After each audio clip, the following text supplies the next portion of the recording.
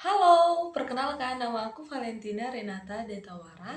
Aku mahasiswa Universitas Sanata Dharma, Prodi Pendidikan Keagamaan Katolik. Senang bertemu dengan kalian. Oke, di sini aku akan menjelaskan tentang pengertian dari sakramen tobat. Oke, pada umumnya sakramen tobat itu adalah bahwa tanda kita sebagai manusia untuk kembali kepada Allah agar dapat dihapuskan dosa-dosanya. Demikianlah pertobatan sebagai unsur pokok dalam sakramen tobat. Mau tahu nggak arti dosa menurut Katekismus Gereja Katolik? Di dalam Katekismus Gereja Katolik nomor 1849 mengatakan bahwa dosa adalah satu pelanggaran terhadap akal budi, kebenaran, dan hati nurani yang baik.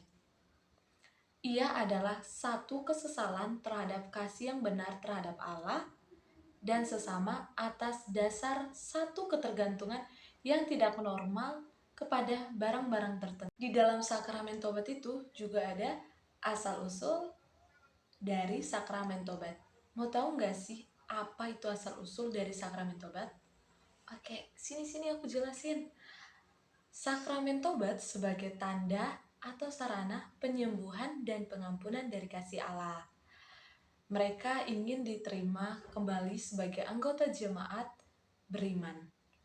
Pada awalnya, mereka tidak dapat dengan mudah diterima oleh gereja, tetapi orang dengan sangat mudah meninggalkan iman, lalu diterima kembali sebagai anggota gereja.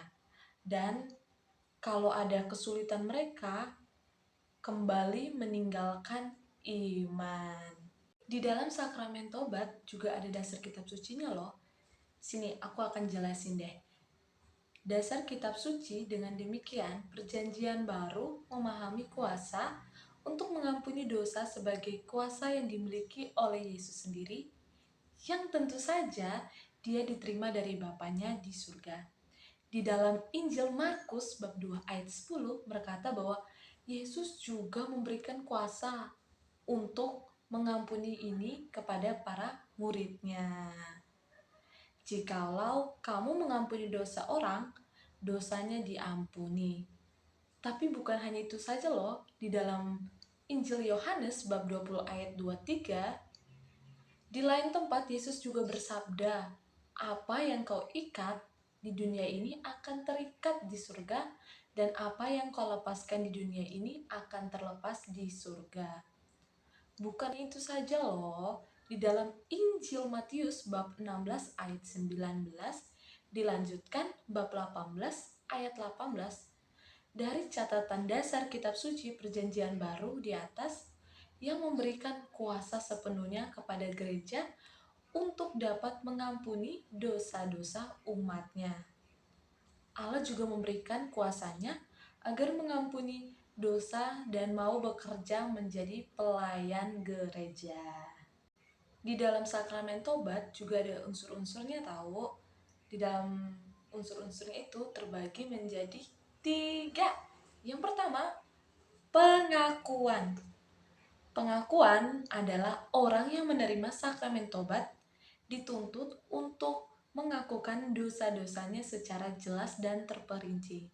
Yang kedua, penitensi. Penitensi lebih dipahami sebagai ungkapan syukur atas pengampunan Allah yang diterima si pendosa atau silih atas dosa yang dilakukan. Yang ketiga, absolusi. Absolusi adalah tindakan pengampunan Allah sekaligus tindakan gereja menerima seorang pendosa kembali menjadi anggota komunitas. Di dalam sakramen tobat juga ada buah-buah dari sakramen tobat. Di dalam buah-buahnya terdapat berdamai kembali dengan Allah, karena itu berarti pengampunan dosa-dosa dan berdamai kembali dengan gereja. Pemulihan keadaan rahmat jika keadaan itu sudah hilang karena dosa. Penghapusan hukuman kekal karena dosa-dosa berat dan penghapusan. Paling sedikit untuk sebagian, Hukuman sementara akibat dosa. Sakramen tobat ini juga memberikan kedamaian, ketenangan suara hati, penghiburan rohani, dan bertambahnya kekuatan rohani untuk berjuang dalam kehidupan Kristen. Di dalam sakramen tobat ada juga implikasi pastoral. Yang pertama, menyadari dan menerima dampak sosial dan gerejawi dari dosa, serta sakramen rekonsiliasi adalah yang paling utama. Dosa perlahan menghancurkan kehidupan pribadi. Rekonsiliasi pelan-pelan memulihkan keutuhan hidup, pribadi maupun komunitas. Sakramen rekonsiliasi dapat membantu kita untuk memberikan perhatian secara seimbang pada hak-hak pribadi maupun tanggung jawab sosial dan gereja. Yang kedua, menghayati sakramen tobat sebagai bentuk ibadah memungkinkan kita untuk mengakui baik kelemahan dosa pribadi kita serta bersyukur kepada Tuhan atas pengampunan, rahmat, dan kebaikannya. Sakramen tobat dilaksanakan dan dihayati sebagai suatu ibadah yang dapat mendorong dan membantu seluruh komunitas dalam peziarahan pertobatannya. Yang ketiga, rekonsiliasi merupakan sebuah peziarahan pertobatan sepanjang hidup yang menyangkut kemampuan untuk mengakui dosa-dosa kita, untuk mengampuni diri sendiri, untuk berdamai dengan orang lain, khususnya yang terlukai oleh tindakan dosa kita, dan berdamai dengan gereja. Semua ini berasal dari kesadaran bahwa Tuhan telah mengampuni kita. Di dalam Katekismus Gereja Katolik juga terdapat dosa berat dan dosa ringan.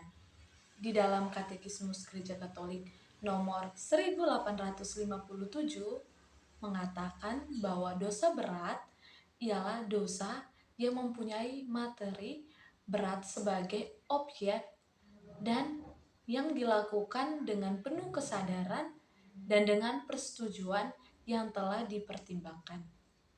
Dan menurut KGK nomor 1862, dosa ringan ialah apabila seorang melanggar peraturan hukum, moral, dan materi yang tidak berat, atau walaupun hukum moral itu dilanggar dalam materi yang berat, namun dilakukan tanpa pengetahuan penuh dan tanpa persetujuan penuh. Mau tahu nggak sih apa aja contoh dosa berat dan dosa ringan? Oke, aku akan jelaskan. Yang pertama, dosa ringan. Dosa ringan adalah dosa yang dilakukan dengan melanggar nilai-nilai Kristiani seperti mencuri, tidak jujur, menghina, dan tidak menghormati orang tua. Dan yang kedua, dosa berat. Dosa berat adalah dosa yang dilakukan secara sadar dan penuh perencanaan. Contoh, pembunuhan dan aborsi. Sekian dari aku tentang penjelasan dari sakramen tobat. Dadah, sampai jumpa.